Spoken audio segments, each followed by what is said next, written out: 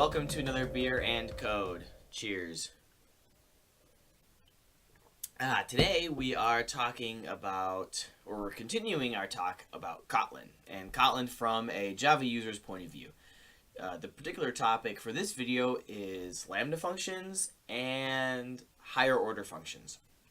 And a higher order function is a function that takes a function as a parameter and or returns a function. So we're going to hop in and create a new file, just kind of a sandbox for instructional purposes. And now within Kotlin, you can't just write statements in a new file like this. We'll be working within functions here. So let's declare a new higher order function. Fun. All right. So, like I said, a higher order function is a function that either returns a function or takes another function as a parameter. So first we're going to look at what it looks like to declare a function that takes another function as a parameter. So in here we're going to type our parameter, function, and this is just the name of the parameter, and then we have to give it the type. So in Kotlin, the type of this function is going to be declared with this syntax. All right. So first you declare the variables that the function will receive, and then you declare the return type of the function. So in this case, this is a function that takes 0 parameters and returns nothing, because in Kotlin, unit is essentially void. And now to call this function, we're just going to write a little function here. To call this function called higher order, we'll call higher order, and then we pass in a lambda, or a function here. So this is the syntax in Kotlin for declaring a lambda. It's pretty much just a code block. So in here, this is a function that takes 0 parameters. So this function will have 0 parameters, and it returns nothing. So like an empty lambda block in this case satisfies that. But of course, you can do more things like print stuff if you want to, or whatnot. So now when we call run with higher order will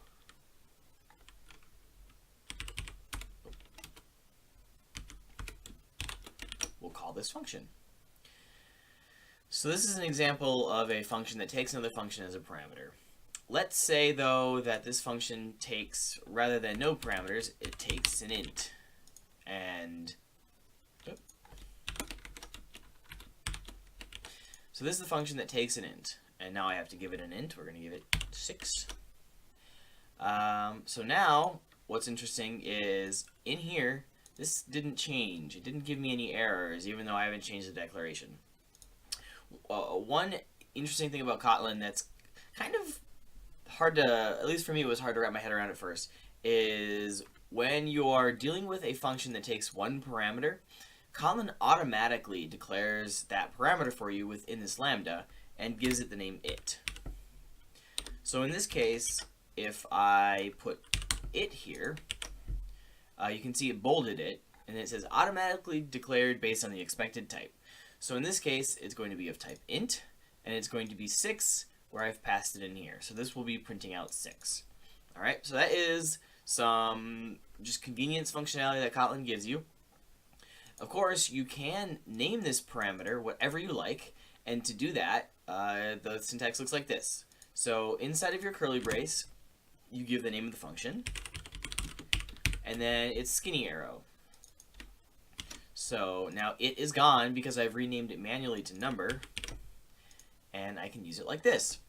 So now we have a higher order function that takes in a function with one parameter and no return type. Well, let's say we actually want to have it return something. Well, instead of using unit, we can change the type to like string. So now this requires us to return a string out of this block. And within lambdas, lambdas are a little bit different than like a normal function or whatnot.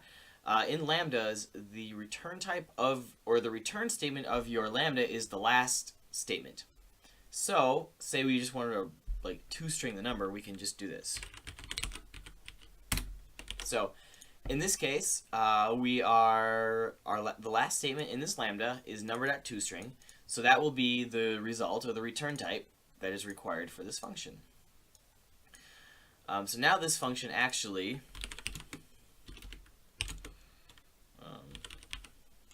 is returning a string that we can use if we wanted to. So now we have a function that takes an int and returns a string. And this can be simplified. In Kotlin, you would usually do this. You would just return it.toString. And so now this is the same thing as we had before, except the syntax is cleaned up. We are no longer renaming it. We're just using the auto-generated name. And there's only one line into the function, so we can just remove a whole bunch of white space. So now this, inside of these curly braces, is a lambda that takes an int, named it, converts it to a string, and then returns it. So once again, you're seeing how expressive Kotlin can be, how much cleaner the syntax is than Java. Much less boilerplate. All right, so the next thing that a higher order function can do is return a function. So first, I don't find that I use this as often as receiving functions, but I will show you how to do that. So a higher order function can also return functions, which you will see here is declared like this. So in the same way where we declared a function up here, where you list the parameters and then you list the return type, that's the same thing here. So as the return value of this function, we list our parameters and then we list the return type. So now you see that there's this error here because this function, higher order 2, is declaring that it returns a function, but it's not doing that yet. So I can do that by calling return and then my function. So this function, though, needs to return a string. So in this case, I'm going to return the string hi. Once again, we can clear up some white space. And there we go. So now we have a very simple example of a function that takes in no parameters, but it returns this function here. And you might use this well, here, let's actually make this a function that takes an int and returns a string. And we're going to use this, it.toString. So now we are returning a function that takes an int, in this case it's it, and takes an int and returns a string. In this case, we're just returning the toString of the int. So now higher order 1 requires a function from int to string, and higher order 2 returns a function from int to string. So what we can do is, from higher order 1, we can call higher order 2 and pass the function in.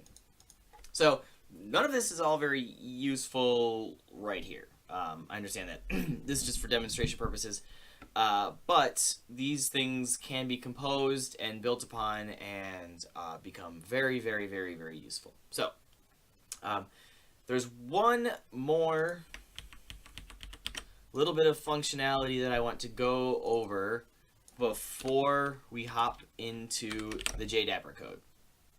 All right, so we have our function that takes an int and returns a string, okay?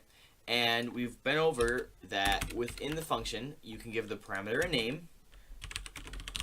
In this case, we can call it number, and return, and we just return number.toString. Or you can not name it and just use Kotlin's auto-declared it.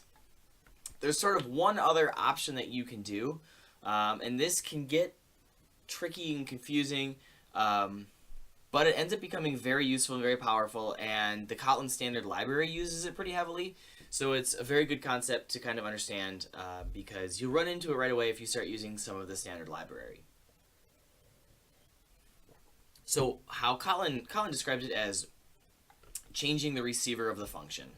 So currently within this function, if I use the keyword this, it's not defined in this context because first, I'm not in a class, so there's nothing to refer to there. And in Kotlin, this can never just refer to the function it's declared in. So in this case, this doesn't mean anything. But what we can do is in this function syntax, we can change the way we declare the parameters for the function. So I'm going to cut int out here and put it in front of the parameters. So now what this is saying is this is a function that takes an int as the receiver and returns a string. And now you notice that this here is no longer giving me a red underline. It's just saying that it's unused right now because it is. But now that we've declared that int is the receiver, you can see that it's become an int. So what I can do is, and also now it no longer exists as a variable because we aren't taking any other parameters. It's only this int, which is now the receiver. All right, so I know that's all int and it and this, etc. is confusing, but bear with me. So now I can use this to refer to this int that's passed in. And that becomes very useful because just like in Java, you don't have to explicitly call this. You can just remove it, and then any function that is not being explicitly like called on something is implied to be called on this. So now we have a really tight, just called a toString, that is implicitly being called on this, which is being passed in as 6. And an example of where this might be super useful is on maybe you had a complex object that you were setting a whole bunch of parameters on, and you didn't want to have to call this or like it dot parameter 1 equals value, it dot parameter 2 equals value, it dot parameter 3 equals value. You can just refer to parameter 1, parameter 2, parameter 3. In actual applications of code, it becomes very convenient to be able to change the receiver of the function and makes things really neat and clean. So we're going to see this in the standard library now in a second. So once again, we have higher order functions that take functions, and let's go back into JDapper. All right, so let's go look over in JDapper and look at some places where using higher order functions and lambdas and some of the standard libraries that Kotlin provides can help us clean up our code and make it easier to read. All right, let's start looking at these two sort of blocks, or these two sort of connected bits of code here. So what we're doing here in JDapper is we're creating a prepared statement, and then we are looping through the statement and setting a whole bunch of values in it for use in our query. Okay, so these two bits of code here are logically very much tied together. You need to do this and then this before statement is really set up in a manner that it's useful.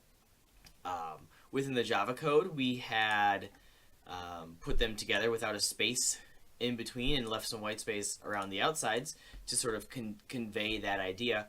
But Kotlin lets us do it via some built-in language constructs and built-in standard library functions. Okay. So what we're going to do is we're going to use a built-in function called apply. And apply is a very powerful function. You can see here it is a function that takes in a block or a function.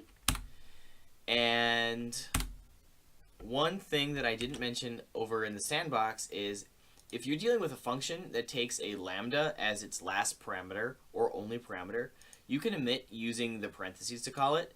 So you can call it just like this without parentheses. So this, though, is equivalent to that.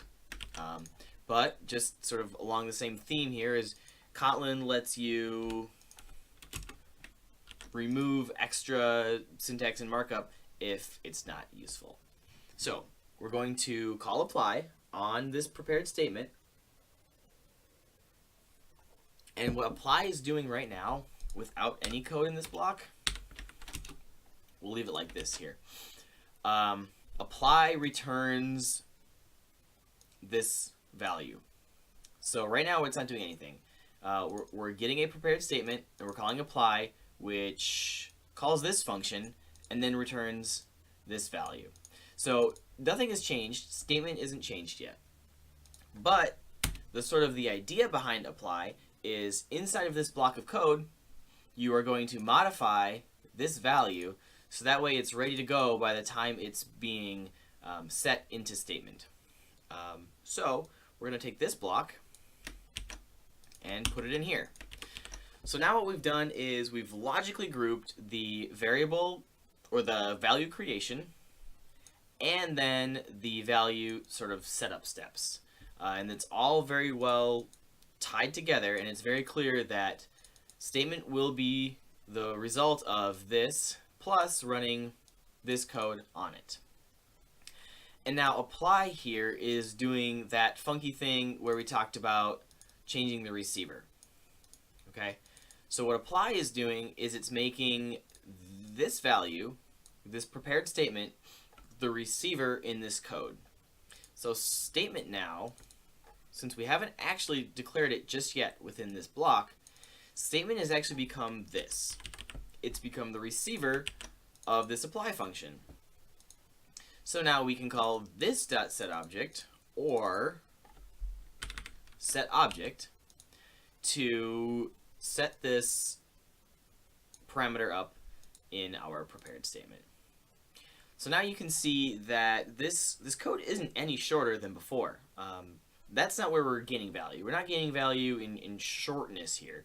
We're gaining a lot of value in conveying the intent of our code much more clearly. It's very clear that we want this prepared statement to be set up with this loop before it's ready for anyone to use.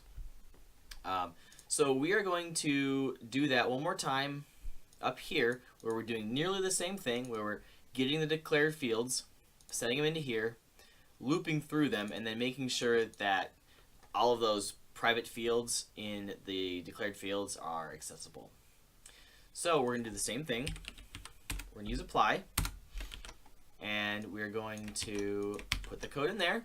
And once again, fields is not available yet, but it is the receiver of the function. So now what we're going to do is we're looping through these values and making sure that everything is being accessible. All right, so we're going to do one more thing, and that is we're going to use the for each function. And the for each function is a function that takes a function that takes one parameter. We're going to give it a name to help keep things clear. And it performs this block of code on each item in this list. So this is exactly replacing a for loop with a for each block and a function. Oops. So now we're using a lot of Kotlin's language, and because this is this, I can actually just remove it. So we're looping through this value and making sure all of the fields are accessible using reflection. All right, so now we have used some higher order functions and some of the Kotlin standard library. I highly recommend having Google ready to Google anything that you need to know, because there is a lot and there are many more functions. And we're not going to go through any more right now because these are some good examples to start. So I hope you sort of have started to wrap your head around higher order functions, so functions that take functions as parameters and or return functions, and how to combine that idea with lambdas within Kotlin. All right, so keep writing Kotlin code and stay tuned for some more videos where we're going to dive into some more language features in Kotlin from the perspective of a Java developer. So thanks again for tuning in. I really appreciate it, and cheers to the next one.